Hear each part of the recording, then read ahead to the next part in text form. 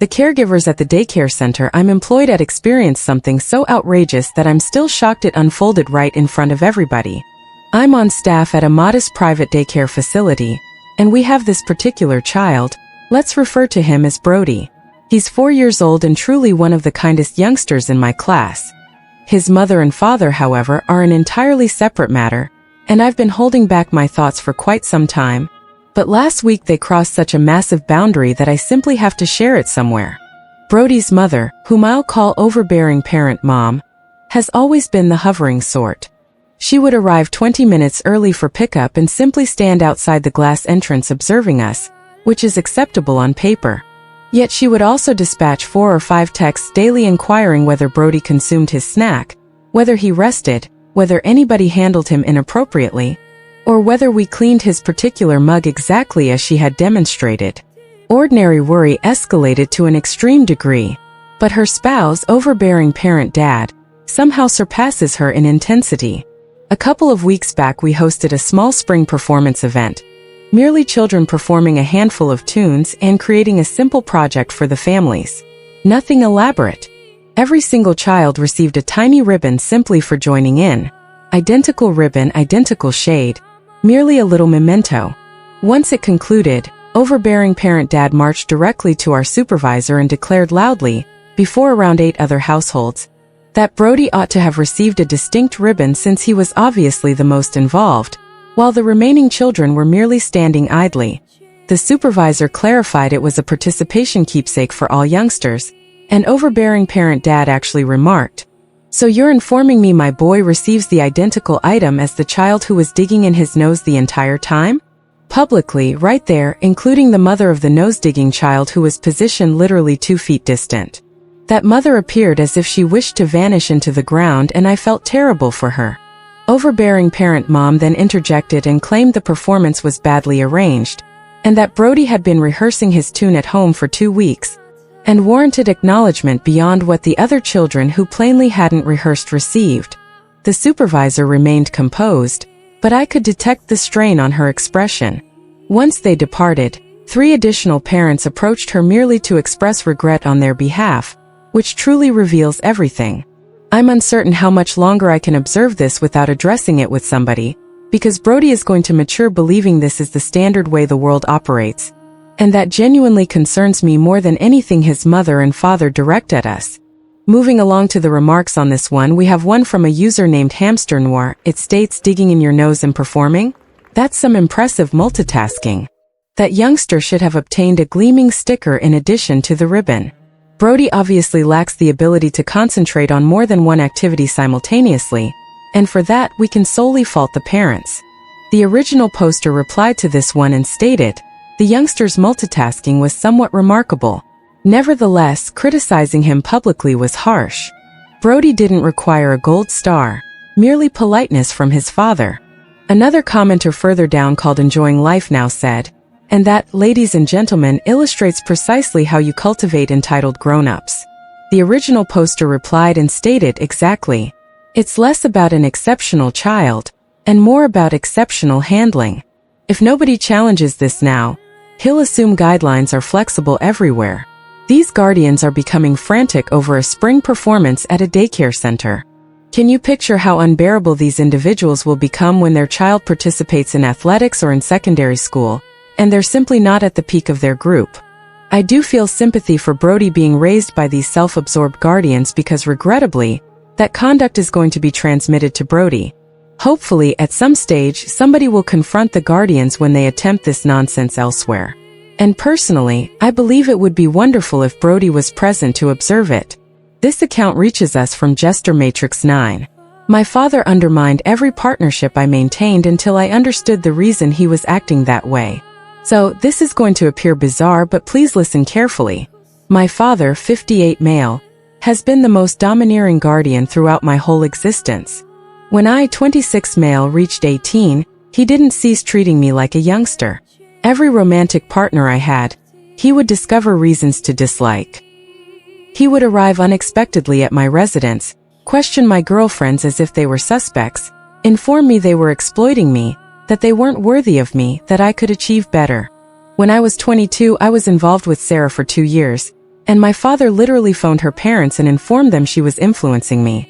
She ended things with me because it was excessively humiliating and complex. I experienced 3 additional partnerships afterward, and my father succeeded in undermining every one of them through some mix of emotional pressure, appearing at awkward times, or directly informing my girlfriends I was unreliable. I was angry with him, but also somewhat resigned to it as simply the way matters would proceed. Last year I encountered Elena, and I resolved I wasn't going to inform him about her. I maintained it hidden for 6 months, which seemed ridiculous, but it succeeded. When I eventually informed him about her, he panicked, naturally, and insisted on meeting her right away. I declined, and we had this enormous argument where I stated I no longer cared about his opinion, and that his conduct had destroyed my existence. He became very silent, and then inquired if we could sit and converse genuinely for the first time in ages. It emerged that my parents faced faithfulness problems when I was an infant. My mother had a liaison, and my father was frightened the entire time I was developing that she would repeat it, or that I would find myself in the identical sort of poisonous partnership. He stated he was attempting to shield me from females who would harm me, because that's what occurred to him. He sincerely believed he was assisting. He's been attending counseling since then, and we actually communicate now about limits, and he's gradually learning that his method of shielding me was actually merely domineering and harmful. I still don't fully rely on him, but I can finally recognize that his toxicity stemmed from his own suffering, and not from outright spite. Moving along to the remarks on this one, we have one from a user where I'm absolutely going to mispronounce their username. It's Rasanon Trift 1. It states, I'm pleased you obtained an explanation, but it doesn't justify the harm. Phoning a partner's parents and declaring you're unreliable is extreme undermining. Maintain strict boundaries, and keep Elena away from his influence until he demonstrates over time that he can conduct himself. The original poster replied and stated, completely reasonable. Explanation assists me in understanding it, not in excusing it. Elena's contact remains restricted, and I'm not organizing family meals until he deserves it. Another user further down called 13 Kybercomet said, this is one of those situations where injure people is accurate, but it still leaves you paying the price. His anxiety makes sense. His deeds were still extremely unsuitable. Arriving without warning, questioning sessions, contacting families, attempting to separate you. If he's genuine about improvement, he'll honor guidelines like no unexpected arrivals, no private discussions with your partner, no opinions on her personality, and penalties if he exceeds a limit. Genuine advancement is dull and steady, not one grand emotional discussion. The original poster replied to this one and stated, you captured it perfectly. We literally documented rules. No unannounced visits, no individual conversations with Elena, no worry talks. If he violates them, I depart. Dull is positive. Original poster, I feel like your father is offering justifications, but your father is also attempting to improve matters by undergoing counseling, heeding what they convey, and heeding what you convey. Obviously you need to maintain your father at a distance with Elena, but at least there's some advancement there. Just ensure to keep watch on him. Before we proceed to account number 3, I actually have a very brief exclusive short tale. It states, so I was seated here, attending to my own affairs, viewing the latest Karma Stories installment. Suddenly, this overbearing mother approaches me. She indicates the display and states her cherished little one has been achieving strong marks, and therefore, he merits the like icon positioned right beneath this clip. I courteously informed her no. I was preparing to activate it myself to back the channel. Well, she completely erupted. She began yelling that I'm destroying her child's entire week, that I'm being self-centered for guarding my interaction, and that she's going to contact authorities and inform them I stole her online possession.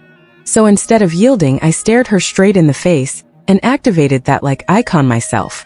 I even clicked subscribe just to be spiteful. Now her child is having a meltdown, and she's insisting to speak to the supervisor of YouTube. Am I the jerk? Obviously the original poster is not here, but folks, don't allow this to occur to you. Secure your like icons right now before an overbearing guardian attempts to claim it as a participation award for their little offspring. Activate that button, secure it, and let's advance to our following account. This account reaches us from Sherlock 7 Watson. Overbearing mother insisted I verify my child was genuinely mine at the playground.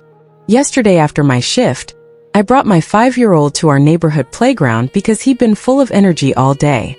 It was fairly crowded, numerous guardians seated on benches, children dashing about, the typical scene. My son was on the climbing structure, and I was positioned close by because he's still in that stage where he believes he's indestructible. A lady I'd never encountered before was observing him excessively intently, like tracking him with her gaze.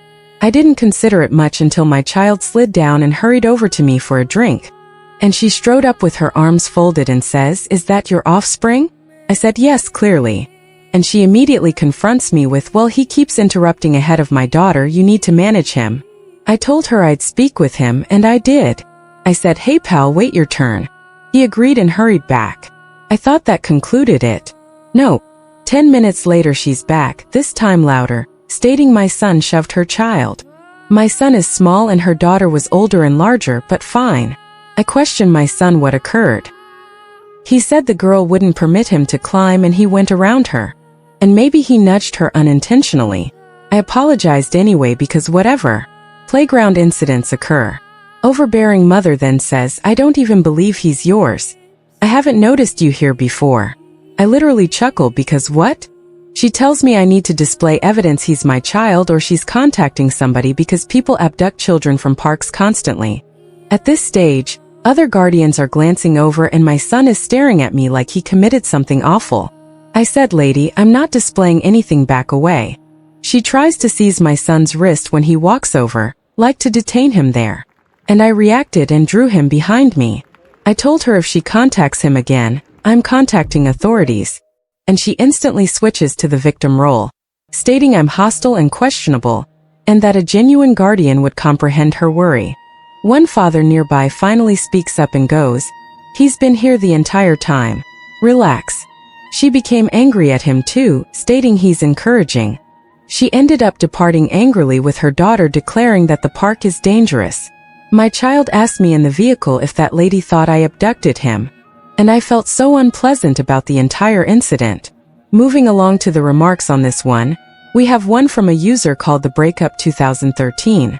It states there are numerous awful individuals out there. Unironically, they are also awful guardians. They acquire the trendy phrases and use them as weapons without even grasping what they signify. Forget her. You managed it correctly. The original poster replied and stated, "I agree on the trendy phrases matter." She kept repeating unsafe like a chant. I'm simply relieved that that father supported me before it escalated. So you mean to tell me this individual said, children get snatched from playgrounds and then they seized your child? Yeah, original poster, I'd say she was quite fortunate that you managed to maintain your calm because I feel like I might not have been capable. This account reaches us from no combination 4581. Contacting somebody's garments is contacting them. This occurred at my previous job. One coworker brought her son, around 12 to 13, and his companion slightly younger to the office. I believe it was some household crisis. The boys were playing in front of the structure when I, at that time 27 female, stepped outside for my pause. They came toward me and declared I was detained. I initially thought it was a harmless activity and lifted my hands and chuckled. The older boy commanded me to kneel on the ground. I responded laughingly something like, "Nah, I'm okay, I'm off for my pause, see you later." The older boy repeated that this is a serious issue and that I am not departing, while attempting to remove my bag from my arm with a stick. At this point I told them that this is not acceptable, that I'm not willing to join in this activity. The older boy then grasped the sleeve of my jacket, instructing the younger one to do likewise. I tried to liberate myself and told them to cease immediately. They insisted on not doing anything, just restraining me. I said that contacting me is doing something, to which they replied they weren't contacting me, just my garments. They tried to force me onto my knees by tugging my sleeves and pushing my knees with the stick. After I was able to shove them aside, I was enraged. At this point another coworker stepped outside. I told her what occurred and she was also horrified by it. She told the boys that this was harassment. The older one was still giggling, but the younger one started weeping. Then their mother stepped outside. I told her that I was being harassed by the boys. While she agreed that it was not pleasant, she said that it can't be harassment because they were too young. She thought I was exaggerating. The older one kept insisting that he wasn't contacting me, just my garments, which is not identical. She agreed with her son that it's not that significant and suggested that it's my fault that the younger boy was weeping. Fortunately, I didn't encounter that coworker very often because after that event I avoided her. I don't know what these boys are doing now, but I fear that she was raising potential offenders. Moving along to the remarks on this one, we have one from a user called YourMom1977. It states, I'd submit a report with human resources. I've brought my son to the office before, but he knew first and foremost that this was my workplace and not a play area. Another commenter further down called 2cents0f said, it is harassment and they can and will have authorities summon the next time they contact me my garments, or try to compel me to do something I don't wish to do. And you need to instruct them what the word no signifies, or they will end up in prison before they reach maturity. This one raises a couple of issues for me. Number one is, yeah, the guardians aren't doing a very good job of instructing those children what is proper and improper. But it also concerns me that they might not care that they're instructing their kids this, and we don't know what they're observing at home. What's dad doing that they might be attempting to copy? Yeah. This account reaches us from Comtry6736. Mother and nurse didn't accept that I required eyewear. First off, this was back when I was a 15-year-old freshman in secondary school. I'm 23 now. And before secondary school, I actually didn't believe I required eyewear. But then I realized that objects were fuzzy far away but sharp close up. I still thought it was typical till my home economics instructor noticed and told me I may need eyewear. And I mentioned it to my mother, who instantly didn't believe, as I once said, maybe a year ago, that I appear attractive in eyewear and I only wanted them to appear attractive. I just rolled my eyes as I knew that it wouldn't matter what I stated. But then as school continued, my other instructors began to notice that I would narrow my eyes and lean nearer to the board to take notes. And this time, my science instructor was the one who wanted me to go to the nurse's station to do an eye examination. It was my only time in the station. And when I came in, the two nurses looked irritated as I interpreted their chatting. But I just gave them the note my instructor gave me, and they sighed and made me stand in front of the board with all those letters to see if I could see them. But the thing was that they positioned me near enough that it was sharp. I was like maybe 3 feet away from it.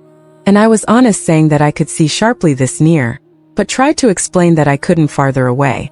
But they interrupted me, saying that I didn't need eyewear and it was a waste of their time just so somebody can avoid class.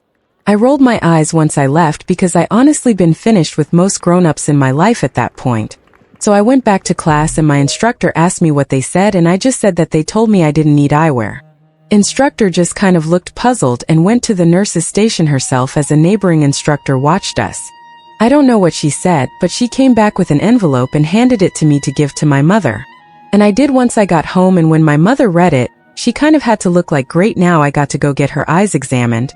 So we went to an actual eye specialist and my mother kept making comments saying that she's wasting funds on this visit just to see that I don't need eyewear. But after the visit, the specialist confirmed that I of course needed eyewear. I gave my mother a smug grin and basically said I told you so. After that she apologized in her way by assisting me choose eyewear that'll appear attractive on me. Not a very engaging account, but an account that I still recall from time to time. Okay, not quite certain what's occurring in this one. Why would the guardians not accept that the child needed to go and get their eyes examined? That's just a typical thing. Or maybe they just wanted to conserve their funds so that they weren't paying for eyewear out of their cigarettes and beer budget. That one probably sounds more likely and unfortunate. This account reaches us from Brucius Annus. Overbearing mother complained to my supervisor about me for performing my duties. This occurred a few months back. At the time I was employed at the shopping center. My organization had launched this new display that was this sort of interactive art encounter. One of the spaces is essentially a massive artsy ball pool. Because this was a shopping center and only so many upgrades can be made on what's supposed to be a temporary location, this 4-foot-deep ball pool was essentially a big safety risk. The base of it was just concrete covered by a thin layer of carpet, so there was absolutely no leaping into the pool for safety. One day when I was on floor duty, there was this household with a few children, including a younger boy. Before anyone enters the area, I'm supposed to explain all the guidelines to them, including the no leaping guideline. But this child just dashed past me and straight to the ball pool. The mother is decent at this point and has him come back, and I explain the guidelines to them. They go in, I observe, and already this child is becoming an issue. The leaping is only one of the things the household was clearly disregarding. I had explained to them that they should be placing any personal items in the cabinets we have, and the mother just let his child bring his tablet into the ball pool with him. This technically isn't against the guidelines, but it's not a wise idea to bring a tablet into a ball pool, where it can easily get misplaced. But whatever. The issue started when this child starts getting out of the pool and leaping back in. I see him doing this and tell the mother again that he can't be leaping into the pool. She says okay and tells the son he can't be doing that, but she doesn't actually do anything to halt him. He does it repeatedly and I tell her several times that there's no leaping permitted and the same thing occurs. She tells him to stop and then he does nothing else as he continues to get out and leap back in. Eventually, I'm fed up and I say directly to the child, you can't be leaping into the ball pool. If you keep doing it, you will have to depart. After this, the mother finally takes her children out and they leave. I find out later that this overbearing mother complained to my supervisor that she didn't like how I spoke to her son, and I threatened that I would remove them. I'm so exhausted of these foolish parents not demonstrating their children that their deeds have outcomes, and that violating the guidelines means that they lose advantages. You can't just tell your child no and expect that to be the conclusion when they keep doing the exact thing that they aren't supposed to do. Shaking my head. Moving along to the remarks on this one, there's one from a user called illprof07205. It states, I know you can't exactly locate this person and display them, but there do exist several videos of a popular Twitch broadcaster injuring her back in a foam pool very similar in measurements to the ball pool you described after leaping in because nobody mentioned. It was just a few feet deep. I feel like the original poster gave too many opportunities for the guardian to fix the situation here, and the child obviously wasn't listening. The original poster should have intervened a little bit earlier, said to the child themselves, you need to get out now because you're going to injure yourself or somebody else. If the guardians aren't going to do it, there comes a point where you have to intervene yourself and protect your job and your job's insurance. This account reaches us from Illinois. My partner's mother phoned my workplace to verify my reputation before deciding if I was suitable for her son. I'm 28. So I need to preface this by saying my partner Jake and I have been together for almost 3 years. We reside together. We have a pet together. We are very much functioning grown-ups. Jake is 31. I am 28. We met at work, different sections, no conflict of interest. We've been residing together in my residence for about 1.5 years. His mother, I'll call her Roberta, has always been intense. Very involved, very opinionated, the kind of person who will include herself in discussions that have nothing to do with her. Jake is her only child and I think she sincerely believes that means she has permanent authority over his life choices. I've been courteous. I've had meals with her. I remembered her birthday. I asked about her garden. I thought we had a kind of tense but manageable interaction.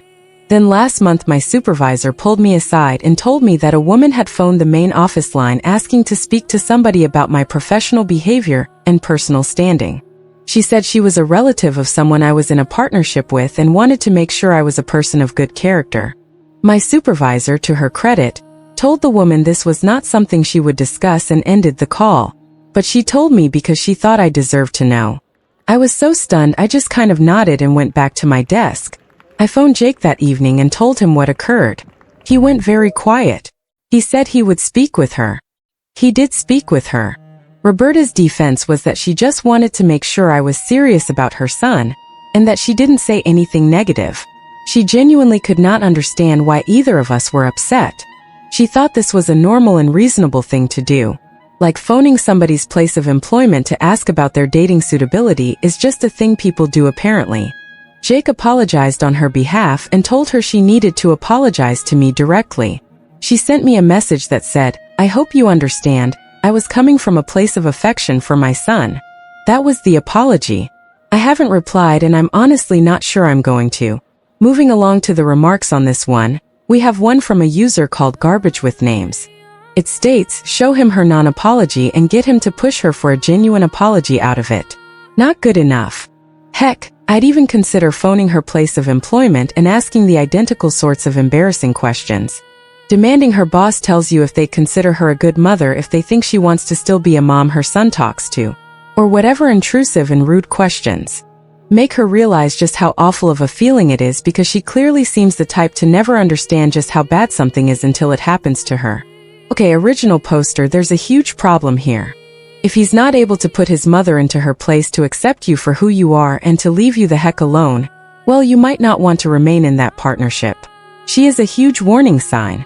She will be a nightmare for the rest of your life if you stay with him, and he doesn't do something about her.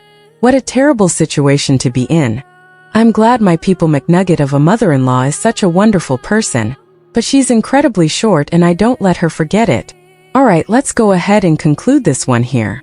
We've been going on for a very long time. I hope each and every one of you enjoyed this episode, and if you did, please activate that like icon down below as we mentioned earlier. I thank each and every one of you for viewing and listening. I hope you have a wonderful day and we'll see you in the next one.